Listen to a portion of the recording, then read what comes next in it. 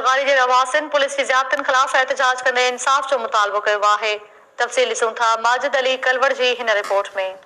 जी नाज़रीन, असीं वक्त मौजूद आहियूं सत्यल प्रेस क्लब आदलपुर अॻियां, जिते आदलपुर लॻो ॻोठ नूर मोहम्मद लगारी रवासी लगारी बिरादरी जा माण्हू आदलपुर पुलिस खिलाफ़ सरापा एहतजाज बढ़ियल आहिनि। अचो त इन सां ॻाल्हि ॿोल कयूं त वधीक जो छा चवणु आहे। साईं, असांजी गऊं चोरी थी वई आहे, का बि सुठी ॿुधई। असां हिते वियासीं पहिरें खां मोटी आयासीं, पोइ आयासीं हिते एनसी कटाईसीं। एनसी कटाए करे उन खां बाद असां हलिया वियासीं, ॿिए ॾींहुं चएसि तव्हां मोटी अचो। हिते आयो अनपढ़ हिन जी को ख़बर ई कान्हे। उन खां बाद चएसि तव्हां सहियूं ॾियो साईं, शनासी गाड़ी जा धक्का ॾियो, उन खां बाद तव्हांखे ॿिए ॾींहुं मिली वेंदी। हिते आयासीं, मां तयारु कयूं नी, कापियूं तयारु कयूं नी। उन खां बाद हिते अंगूठो आयो, उन खां अंगूठो हणायो छह साल बस खां पोइ चएसि हाणे सुबुह तव्हां कापी खणी वञो, तव्हांखे ॿिए ॾींहुं ॻऊं मिली वेंदी।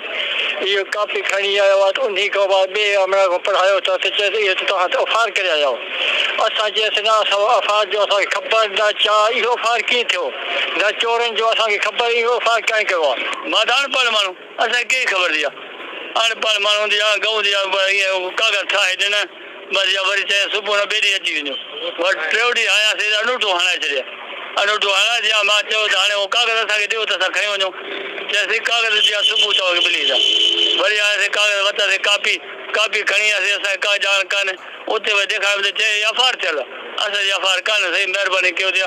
हाणे असांजी अपील ई आहे, इहो जेके एफआईआर आहे इहो रद्द थियो। जी नाज़रीन, हुआ लगारी बिरादरी जा माण्हू, जंहिंजो चवणु आहे त असांजे घर मां चोरी थियल पाॾो ऐं गऊं त वापसि न थी।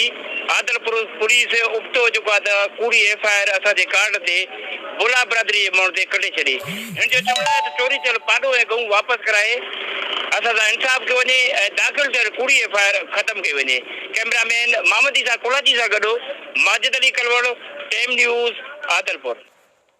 हैदराबाद में पीडीएम जे जलसे लाइ